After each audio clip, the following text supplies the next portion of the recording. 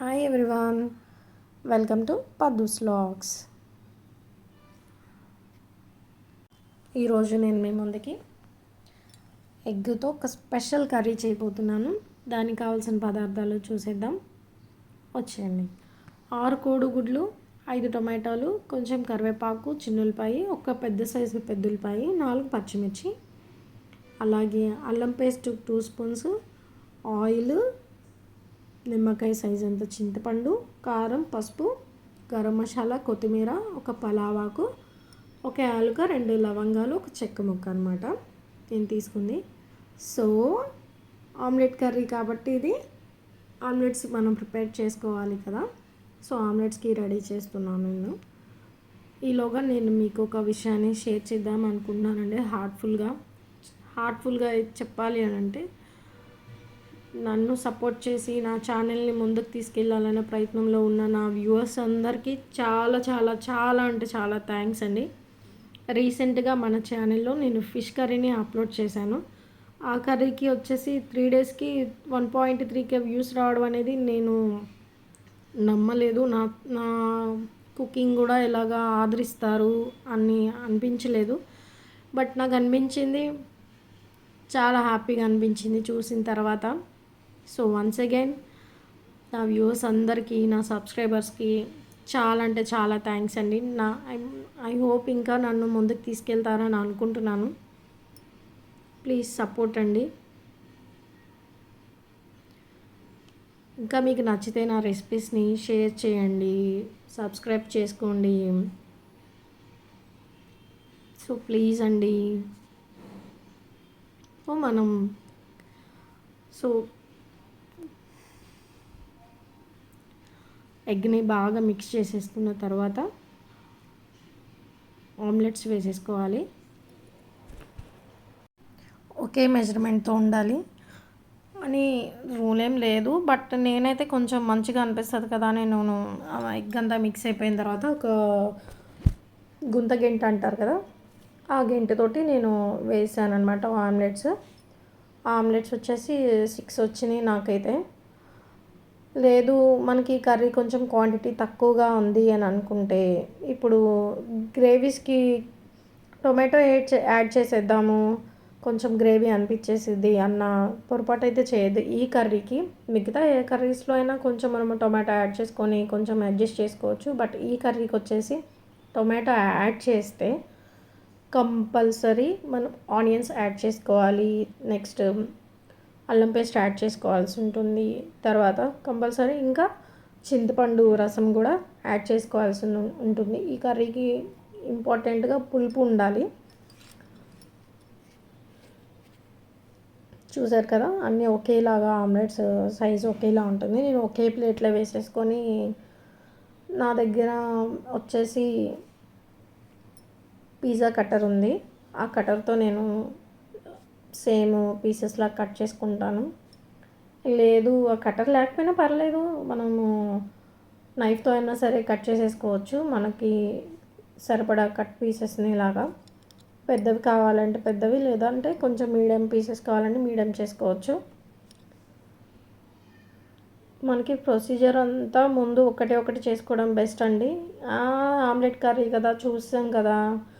Next మనం omelettes ఒక పక్కన వేసేద్దాం, ఇంకా గ్రేవీ వచ్చేసి ఇంకో పక్కన పెట్టేసేసుకుందాం అని అంటే మొత్తానికి దెబ్బైపోతుంది. ఎందుకంటే అట్లీస్ట్ ఇప్పుడు ఆమ్లెట్ అయినా కొంచెం ఎక్కువ రోస్ట్ అయిన టేస్ట్ కర్రీ మారిపోతుంది, లేదా గ్రేవీ వచ్చేసి అడిగంటేసినా కూడా టేస్ట్ మారిపోతుంది. ఎందుకండి గాబరం మనకి. సో మనం ఒకటి యాడ్ చేసుకుంటూ ఒకటి నిదానంగా చేసుకుంటూ ఉంటే మనం తినేటప్పుడు కొంచెం తిన్న ఫీల్ కూడా మంచిగా అనిపిస్తుంది, కంగారు పడి గబగబ చేసేసుకునే కంటే. సో మనము కర్రీలోకి వెళ్ళిపోదాం. కర్రీలో వచ్చేసి నేను ముందుగా పాన్ హీట్ అయిన తర్వాత పలావాకు, ఒక చెక్క ముక్క, 2 లవంగాలు, ఒక యాలుక, ఇవి ఎందుకు వేసాను ఈ ఎగ్ కర్రీలో కూడా అనేసినానంటే, మనకు తెలిసిందే కదా ఎగ్ వచ్చేసి ఫ్లెష్ స్మెల్ వస్తుంది. సో ఆ స్మెల్ రాకుండా ఉంటుంది. కొంచెం గ్రేవీలో బాయిల్ అవుతున్నప్పుడు మనకి ఒకలాంటి స్మెల్ వస్తూ ఉంటుంది. నాకు ఆ స్మెల్ నచ్చదు అనమాట. కర్రీ వైజ్ బాగుంటుంది, బట్ ఆ స్మెల్ నాకు నచ్చదు. సో నేను అందుకని ముందర ఇవి వేసుకున్నాను. తర్వాత నేను చిన్నులపైన హాఫ్గా కట్ చేసుకొని అవి పీసెస్ లాగా వేసాను. పైన పీల్ తీయలేదండి నేను. తీయకపోయినా పర్లేదు, తీసినా పర్లేదు, అందుకే నేను తీయకుండానే వేసాను. సో ఇవి లైట్గా ఫ్రై చేసుకుందాం. ఇంకొకటి చెప్పాలి అంటే మీకు హై ఫ్లేమ్లో ఉంచేసుకొని ఫ్లేమ్ని ఇలాంటివి అంటే ఆలుక, చెక్క, లవంగాలు, అరోమా కోసం మనం ఏదైతే వేస్తామో అది హై ఫ్లేమ్లో మట్టుకు వేసి వెంటనే అవి కలర్ చేంజ్ అయిపోతాయి, స్మెల్ వేరొకలాగా మారుతుంది అనమాట. మనం సిమ్లోనే పెట్టుకొని అవి కొంచెం లైట్గా రోస్ట్ అయిన తర్వాత అప్పుడు మిగతా అవి యాడ్ చేసుకోవడం వల్ల మనకి కర్రీ ఫ్లేవర్ అనేది సూపర్ ఉంటుంది.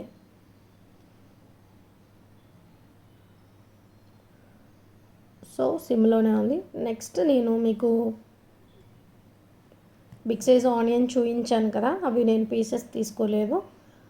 ఈ కర్రీలో వచ్చేసిందంటే ఈ ముక్కల కంటేనే కూడా లైట్గా కచ్చా పచ్చి పేస్ట్ పట్టేసుకొని వేసుకోవడం వల్ల ఏంటంటే కర్రీ అంతా థిక్ కన్సిస్టెన్సీలో ఉండి మనకి టేస్ట్ కూడా బాగా అనిపిస్తుంది. నేను పెద్దలపాయలోనే నేను 4 పచ్చిమిర్చి ఇవి లైట్గా మిక్సీ పట్టాను, జస్ట్ ఒక్కసారి అన్నాను అంతే. అది బాగా ఫ్రై అవుతుంది, ఆయిల్లో మంచిగా మగ్గాలి. మరీ రోస్ట్ పేస్ట్ లాగా లేదా బాగా వేగాల్సినంత అవసరం కూడా ఉండదు. ఉల్లిపాయలు, పచ్చిమిర్చి బాగా మగ్గి ఆయిల్ పైకి లైట్గా కనిపిస్తూ ఉంటుంది, సరిపోతుందండి. మంచిగా బాగా రోస్ట్ అయిపోయి కర్రీ టేస్ట్ మారే అవకాశం ఉంటుంది. ఈ కర్రీలో అన్నీ పర్ఫెక్ట్గా చూసుకుంటేనే కర్రీ కూడా మనకు పర్ఫెక్ట్గా వస్తుంది. కొంచెం అటు ఇటు అయినా టేస్ట్ కర్రీ మారిపోతుంది, కలర్ మారిపోతుంది ఫస్ట్. సో సిమ్లోనే ఉంచుకున్నాను. చూసారా ఆయిల్ కొంచెం పైకి తేలుతుంది మగ్గిపోయి.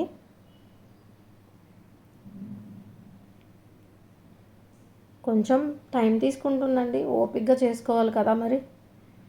ఇష్టంతో కష్టమైన మంచిగా అనిపిస్తుంది అన్నట్లు. సో టైం తీసుకున్నా చాలా టేస్టీ అనిపిస్తుంది కర్రీ.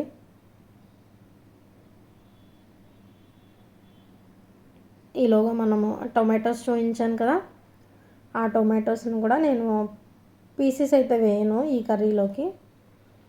మనకి గ్రేవీ లాగా కన్సిస్టెన్సీ అనేది కనిపించదు కాబట్టి ఆ టొమాటోస్ని కూడా నేను లైట్గా కొంచెం బరగ్గానే 1-2 సార్లు మిక్సీ వేసేసి తిప్పేసి ఆపేసాను అనమాట. సో ఇంకొంచెం మగ్గాలి.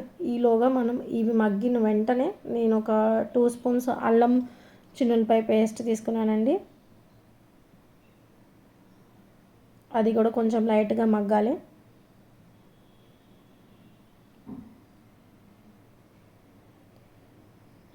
ఈలోగా ఇప్పుడు ఆనియన్స్, పచ్చిమిర్చి ఫ్రై అయ్యి ఆయిల్ సరిపోక అటు ఇటు ఉన్న నేను చూపించిన క్వాంటిటీయే వేయాలి అని కాదు, మనకి కర్రీ చూస్తుంటేనే ఓకే కొంచెమే వేసాము ఆయిల్ సరిపోలేదు అని అనిపించినట్లయితే మనం కొంచెం యాడ్ చేసుకోవచ్చు. నేను ఆల్రెడీ యాడ్ చేశాను. సో నేను ఇందులో కరివేపాకు వేస్తున్నానండి. చెప్పాను కదా టొమాటో వచ్చేసి ఇంకొంచెం బరగ్గా పట్టేసానని. టొమాటో కూడా కొంచెం ఆయిల్ తేలేదాకా కొంచెం మగ్గుతూ ఉండాలి. హై ఫ్లేమ్లో అనేది ఈ కర్రీకి అయితే మనం గ్రేవీ అంతా అయిపోయి ఆమ్లెట్స్ యాడ్ చేసిన తర్వాత హై ఫ్లేమ్లో పెట్టేసుకొని మనము స్విచ్ ఆఫ్ చేసుకోవచ్చు. టొమాటోస్ మగ్గిన తర్వాత పసుపు వేసాను, గరం మసాలా వేసాను. గరం మసాలా అప్లోడ్ చేశానండి వీడియో అని, చూసారా మరి మీరు? నెక్స్ట్ నేను కారపొడి వేసాను. కారం వచ్చేసి ఈ కారంలో వచ్చేసి మసాలా కారం అనమాట, ఇది బయట మార్కెట్లో దొరుకుతుంది ఇది మసాలా కారం. అందులోనే ధనియాలు, చిన్నులపాయలు, కారం ఇలా అన్నీ మిక్స్ అయ్యి వస్తుందండి అది. ఆ కారం కూడా కర్రీస్లో చాలా బాగుంటుంది. సో నేను ఇక్కడ యాడ్ చేసిన హోమ్మేడ్ గరం మసాలా కూడా చాలా టేస్ట్ అనిపిస్తుంది. మనం వేసి మిక్స్ చేసి కుక్ అవుతుంటేనే మనకి స్ప్రెడ్ అవుతూ ఉంటుంది అరోమా అనేది మొత్తం మంచిగా. సో గ్రేవీ చూసారు ఎంత కలర్ఫుల్గా ఉందో.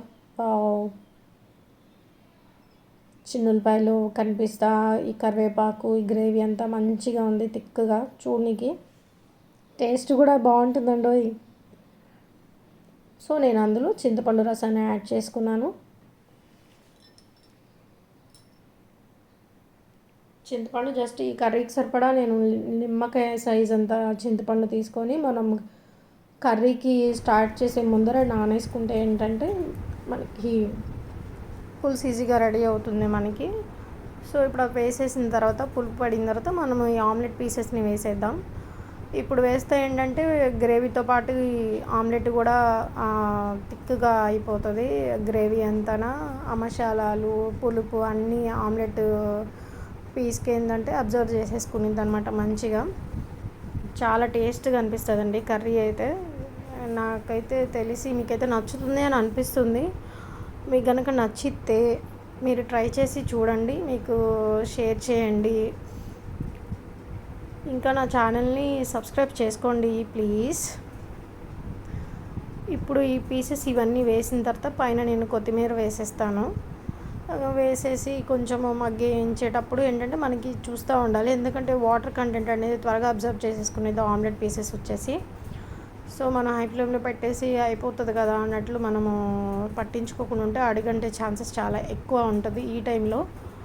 సో మనం కన్సిస్టెన్సీ చూసుకొని సిమ్లో అడ్జస్ట్ చేసుకోవాలా లేదా హై ఫ్లేమ్లో అడ్జస్ట్ చేసుకోవాలా అన్నది దగ్గర ఉంటే మంచిది కర్రీ అయిపోయేలోపు.